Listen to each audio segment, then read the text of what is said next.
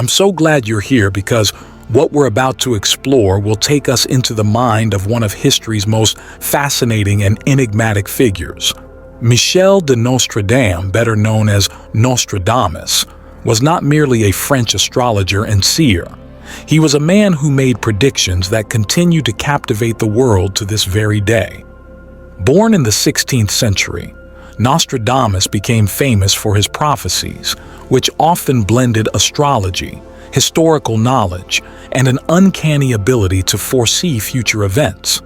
His most famous work, published in 1555, was a collection of cryptic verses known as the Centuries, which described global upheavals, political shifts, and natural disasters that seemed to unfold in time with shocking precision.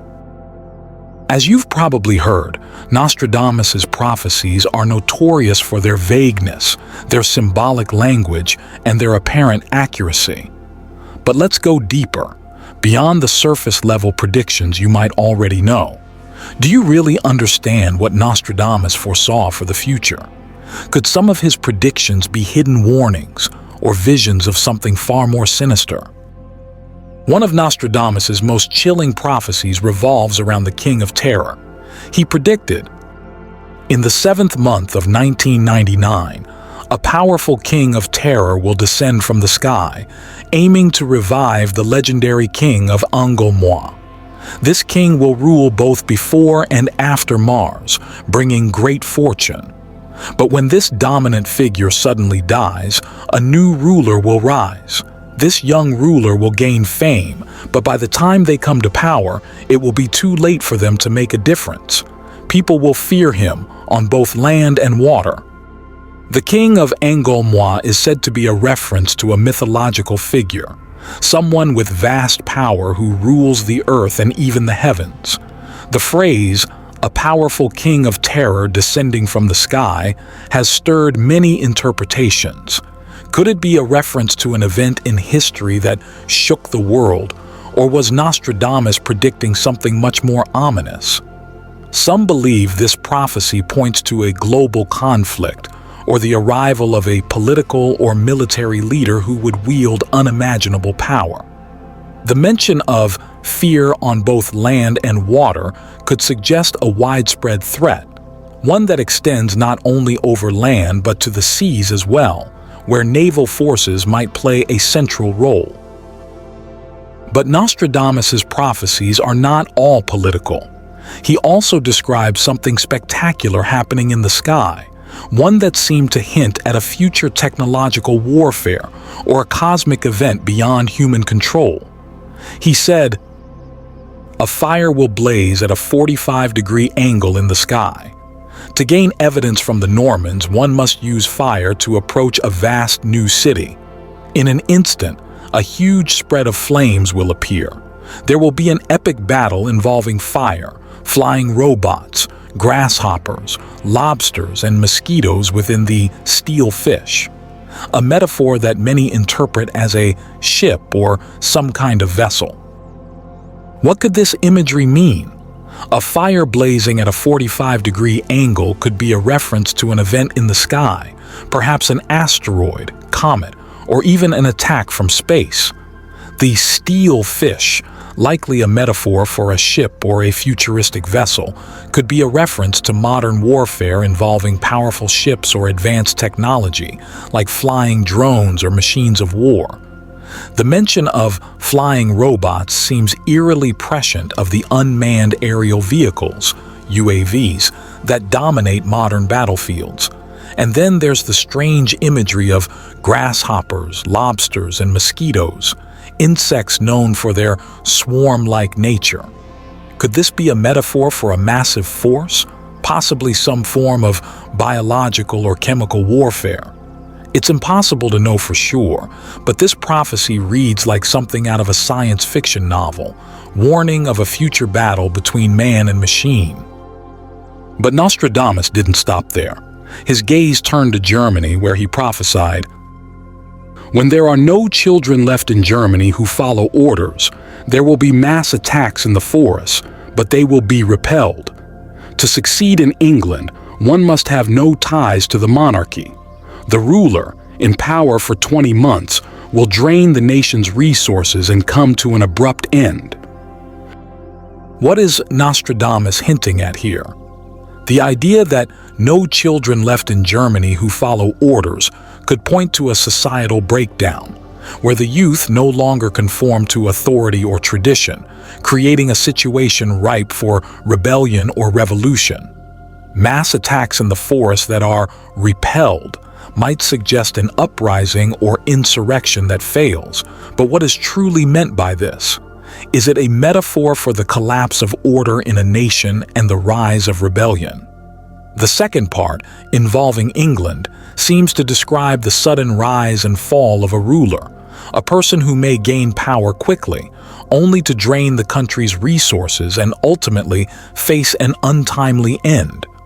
Could it symbolize political instability or the fall of an empire? Perhaps one of his most cryptic and controversial predictions deals with religious conflict.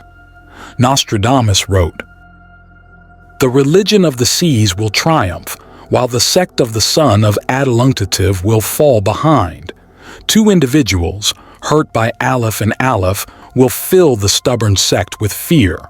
It seems that the powerful monarchy, which has ruled for centuries, will be broken apart. The dark force will gain immense power through its slaves. Adversaries will surround the city, and the wolf will infiltrate." Who or what is the religion of the seas? Could it symbolize a powerful movement or nation rising from the oceans, such as naval empires or maritime power? And what of the son of Adelunctative? The name sounds almost like a mythical figure, someone who embodies both the rise and fall of religious or political power. The dark force, gaining power through its slaves. What could this refer to?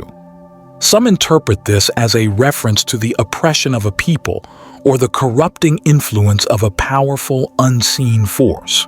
Is this a warning of a future where political or religious structures collapse, giving way to something much darker? The imagery of the wolf infiltrating suggests betrayal or subversion, with an enemy force gaining control from within. Could it point to internal strife, revolution, or the rise of a hidden adversary that changes the course of history forever? Nostradamus even spoke of extraterrestrial forces. Aliens will invade a great nation, taking control. They will cross mountains and borders with ease. The origins of a strange, offensive smell coming from Lausanne will remain a mystery. These forces will wipe out everyone from distant lands, along with a foreign nation and a fiery scene in the sky.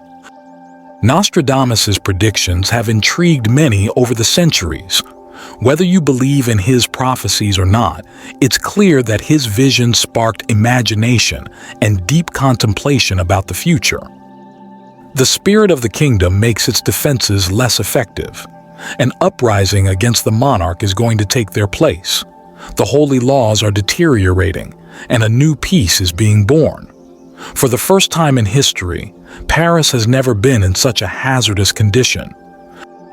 According to my calculations, which are based on revealed inspiration, the blade of death is currently closing in on us in the form of starvation, plague, and a battle more horrific than anything we have ever experienced in our 3 lives. The plains of Media, Arabia, and Armenia will be the location of the gathering of 2 great armies. They are destined to meet their end in the land of the powerful Suleiman 3 times. It is a present from the glorious Saturn and Tiger of Hyrcania to those of the ocean that the host at the bank of the air Axis, who is the commander of a fleet, will make sail from Carmania and settle at the Tyrant Phocian.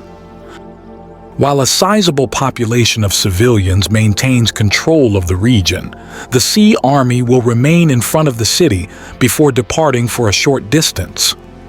The fleet has returned, and the glorious insignia may have been discovered. He who reigns with assistance and support will light a blazing fire for the fall of the Latin tyrant, the author writes. The riches of the Republic were divided, and its ambitious ideal was taken away by the English, first in Paris and later in Romania. Wonderful activities resulting from such a great relationship, which took place through land and water. The terrible monster will be able to take Lorraine away from her. The South will be subjugated by a highly powerful monarch who will invade Spain and subjugate it by land and water. The crescent will be lowered once further, and Friday's wings will be cut off completely as a result of this. There is no recognized source from which human events originate. Rather than being affected by inebriated wrath or frenzied activity, everything is controlled and guided by the boundless strength of God, who inspires us via the effects of the stars. The major earthquake takes place when the signs of Saturn, Capricorn, Jupiter, Mercury, and Taurus are all in the sign of Taurus. Additionally, Venus, Cancer, and Mars all in the sign of Zero at the time. The role of Satan, the prince of hell, will be played by the Antichrist for the third and final time. Infernal princes will be used to commit so many crimes that practically the whole planet will be annihilated and left in a state of desolation. There are a great number of uncommon birds that will yell out in the air, "Now! Now!" before these things take place, and then they will go away. Later on, in the year 1966, London, which was destroyed by fire, will be held responsible for the blood that was shed. The moment the elderly woman is forced to relinquish her power, a devastating loss will strike a large number of people from the same faith. Terrible disasters, unlike anything seen before, will unfold near the gates of two cities.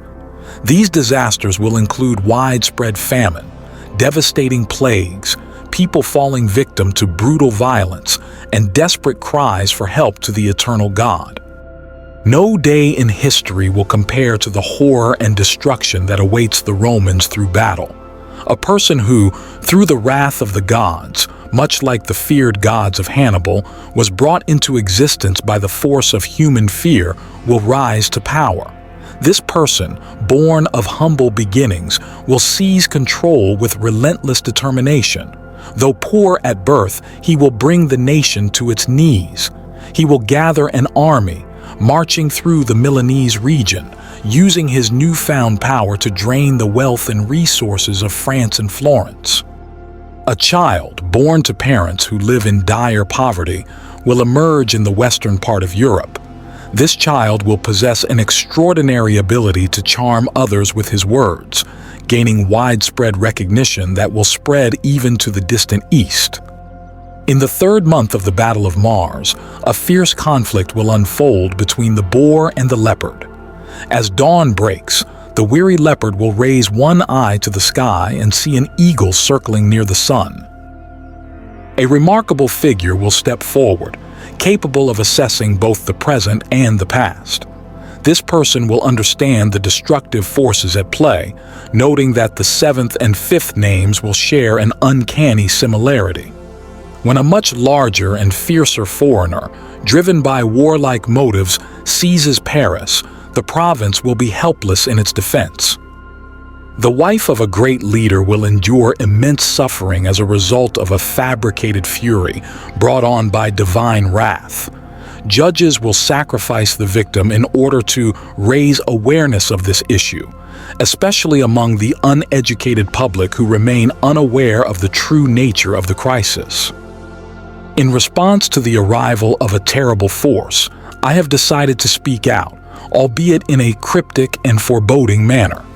I will explain the causes behind humanity's impending transformation, focusing on the most urgent matters I can foresee, while being careful not to offend anyone's delicate sensibilities. The earliest and most renowned monarch, Hercules, will bring shockwaves to both Italy and St. Mark's Land with his actions. It is expected that he will rule both Rome and Animarch.